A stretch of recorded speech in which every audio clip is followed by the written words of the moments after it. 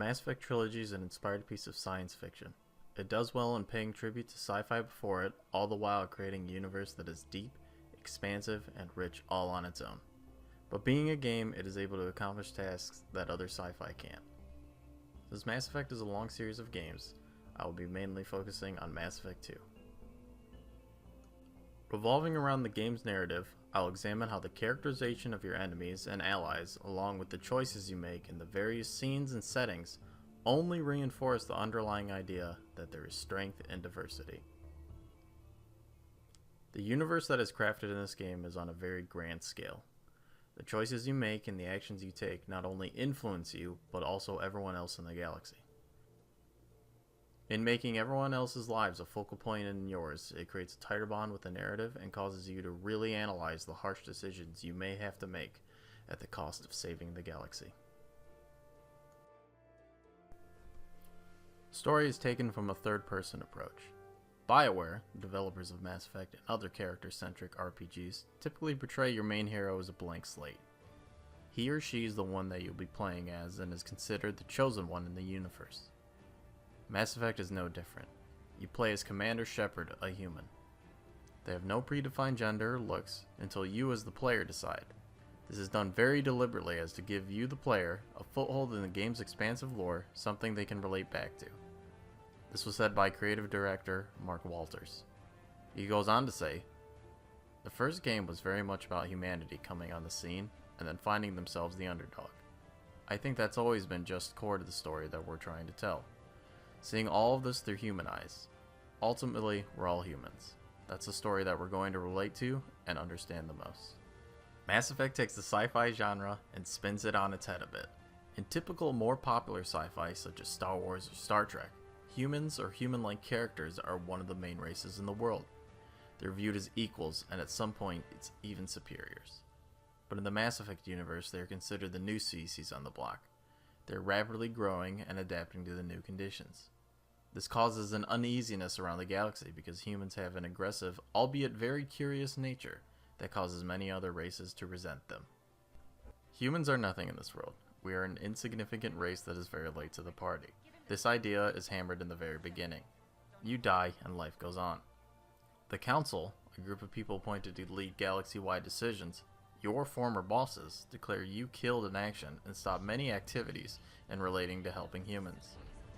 A group known as Cerberus, a pro-human paramilitary group, is able to recover Shepard's body and spends 2 years of money and resources rebuilding it.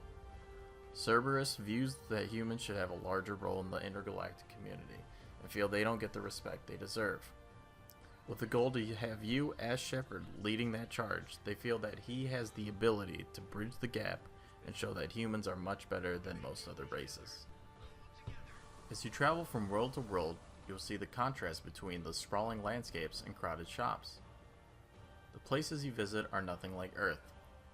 Jim Bezocchi and Joshua Tenenbaugh, writers for the Bulletin of Science, Technology, and Society, analyze the world in saying, "The game traverses space across a wide range of scales: the Milky Way galaxy, star regions, individual stars, solar systems, individual planets, space stations, multiple locations within each planet or space station." They go on to mention that because of this grand scale, the backstory of the world is rich and liberally distributed throughout the story world. Some of it's explicit, growing out of the direct encounters the player has. Some of it's implicit, such as the advertising that blares over the public radio in Ilium. The developers had this to say on the scale. The real thing about the game that characterizes Mass Effect's incredible sense of scale. What we want to do is really expand the universe, take you to more worlds, more cultures. There's just so much more at stake. You're seeing things and fighting things on a much larger scale. Staging happens in two ways during Mass Effect 2, through the cutscenes and the level design. Let's delve into the cutscenes first. There are two types of cutscenes, the story ones and the dialogue ones. In the story cutscenes, the game has a very cinematic feel. It replicates a Hollywood action film pretty well, between the shaky camera and the hard quick cuts to action.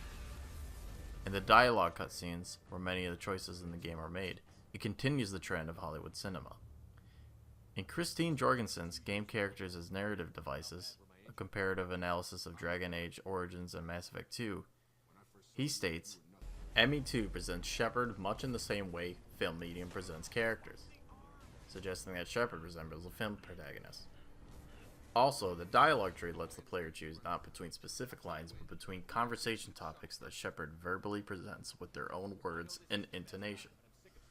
This means that the ME2 player decides the direction of Shepard's personality, but regardless of whether they choose to make the PC, player character, a renegade or paragon, or something in between, Shepard's appearance and voice acting suggest that the PC is a charismatic, energetic commander with an attitude. What are you looking at? The man whose day I'm about to ruin. I'm not looking for trouble. Maybe you better get out of here before I find you something. Levels in Mass Effect 2 are built in a very linear way, with choices that affect the story sprinkled throughout the paths. You make your way to the objective to get to the next story bit. Henry Jenkins, a professor at MIT, refers to this sort of style of narrative as environmental storytelling. He then breaks it down further into a category called M-narrative, which refers to when the narrative elements are inscribed within the environment to be spatially or temporally triggered by the player. He goes on to explain, franchises such as Uncharted, Mass Effect, and Call of Duty rely heavily on the M-narrative in order to deliver an extremely cinematic experience. Staging is used to contain the player activity in time and or space in order to keep him/her on track following the designed path. Scripted staging is a form of virtual staging that allows for a compromise between the freedom granted to the player and the control guaranteed to the narrative instance. The ultimate goal of staging is to believably convey the illusion of free will while channeling the player's activity on a predetermined route. You can deviate and create more choices for yourself, but ultimately, they all lead up to one question, just as Jenkins was suggesting. In Mass Effect 2, that question is, do you want to make a choice that is in humanity's best interests, or are you going to make the choice that is better for the galaxy as a whole? Up until this point, I've only mentioned how the setting and staging has only shown how humans are the underdogs. So when playing through the game, why wouldn't you want to help the humans in any way possible? Well, you can if you want to. There are multiple times the game gives you the option to only look out for yourself and the safety of a select few. Playing fair and being nice to everyone rewarded you with Paragon points. It's too important to let personal feelings get in the way. Fuck your feelings. I just want her dead. You both know what we're up against. Save your anger for the collectors. Playing fast and loose while also kind of being a dick gave you Renegade points. My opinion is the one that matters. You two keep a deck apart at all times. She can't be trusted, Shepard. She'll jeopardize the whole mission. If we survive this, you two can tear each other apart. Until then, save your hate for the collectors. She'll survive. I'll make sure of it. And choosing neither Then option meant you were I'll tear neutral. you apart myself. Vizochi and Tenenbaum from the Bulletin of Science delve into this idea during their multiple playthroughs. They had three very distinct Shepards. Kaylee Shepard, a paragon of the utmost virtue. Richard Dick Shepard, a vicious but pragmatic renegade, and Adrian Shepard, a suicidal nihilist. They summarize their experiences by saying, each of these versions of Shepard led to somewhat different variations on the character's trajectory through the game. However, more significant was the way in which each version of the character invoked very different personal narratives for who the character was and what he or she was fighting for. The game relies heavily on your supporting cast. The closest members of the crew come from all walks of life. Most of them are a race that is alien to you. Throughout the game, you collect these teammates that are meant to help you on your final suicide mission. This is the team that you build relationships with. These can fall under friendships, romantic partners, or even rivalries. The game makes you care and feel for the supporting characters because you must actively play with them and win them over. When you go on a mission, you bring them with you, and depending on their loyalty to you, they will engage in conversation with you differently. These relationships are a huge part of the game's experience. If these emotional connections are successful and feel meaningful, they can influence the player on their decisions. Because some of the closest relationships you grow are with your various alien allies, you develop a sympathy and understanding toward their cultures, seeing the value in each of them. Furthermore, as you progress closer to the end of the game, working with alien allies establishes the idea that the greatest successes can come from the cooperation of all these different races and species. Each character you ally yourself with brings something new to the table, creating a stronger force that work off of each other's strengths and weaknesses. Jorgensen sums this up nicely by saying, "A By equipping supporting characters with agendas of their own, the games have allowed a coherent narrative experience that is dependent on the motivations of supporting characters instead of that of the player character. If you are successful in winning over your party members, they will survive the final suicide mission and can be used in the next game. Failing to win anyone over causes you and everyone else to die on the mission, ending your story a little bit short. We can tie this idea back to Bizochi and Tenenbaugh's playthrough with Adrian Shepard, the suicidal nihilist. Knowing that killing Shepard was an option, they tried to shoot for it. They adopted the win the war or die trying strategy. Nothing mattered to Adrian except defeating the main boss at the end of the game. They had this to say. Adrian Shepard, as a result, was not a very beloved commander. His crew was not loyal, and he had a bad habit of leaving tragedy in his wake. Any altruistic acts from Adrian Shepard were happy accidents, performed in passing, while he barreled recklessly towards his destiny with no regard for his own safety or that of the others. At the end, we achieved our goal, with Shepard heroically sacrificing his life for the galaxy.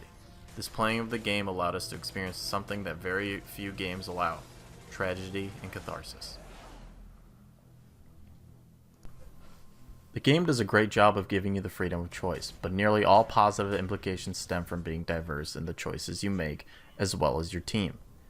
Considering the universe when making decisions and not as one race grants you the best options and outcomes throughout the game. And not just in this game alone, but throughout the series. This idea of strength through diversity is one that can really resonate with today's world.